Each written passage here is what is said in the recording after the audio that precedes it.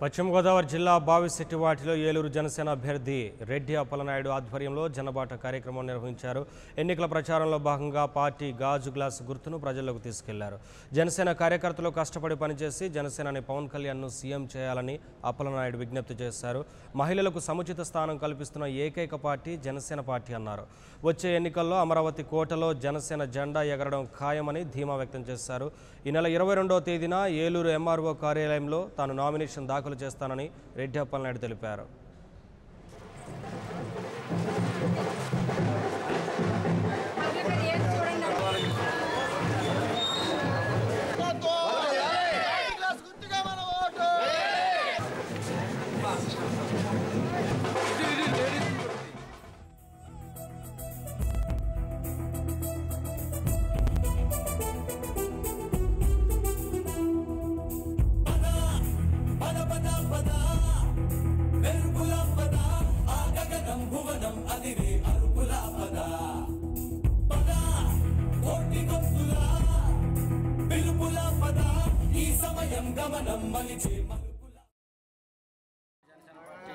అభ్యర్థిగా మరి ప్రతి ఒక్క ఇంటికి వెళ్ళి ఓట్లు అభ్యర్థిస్తున్నప్పుడు ప్రజల యొక్క సహకారం కోరుతున్నప్పుడు మరి 3వ డివిజన్లో ప్రధానంగా దాదాపు 115 మంది దగ్గర 1,15,000 రూపాయలు చొప్పున మరి తెలుగుదేశం ప్రభుత్వం అధికారంలోకి వచ్చిందారు.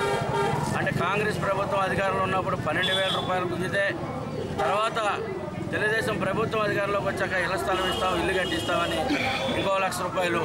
ఆ రకంగా ఇక్కడ ఉన్నటువంటి ప్రజాప్రతినిధులకు సంబంధించినటువంటి ప్రజాప్రతినిధులు దాదాపు 1,15,000 రూపాయలు మరి వాళ్ళ దగ్గర వసూలు చేసి వాళ్ళకి ఇల్లు కానీ స్థలం కానీ ఏమీ లేనటువంటి పరిస్థితిలో వాళ్ళందరూ కూడా ఆవేదన వ్యక్తం చేస్తున్నారు. అందుకని ఆలోచన చేసి 11వ తారీఖున జరిగేటువంటి అసెంబ్లీ పార్లమెంట్ ఎలక్షన్స్లో మరి పవన్ కళ్యాణ్ గారి నాయకత్వాన్ని బలపరచండి, అసెంబ్లీ అభ్యర్థిగా నన్ను ఆశీర్వదించండి, పార్లమెంట్ అభ్యర్థి వెంటపాటి పుల్లారావు గారిని ఆశీర్వదించండి, గాజు గ్లాస్ గుర్తుకు ఓటేయండి. Please subscribe New Waves.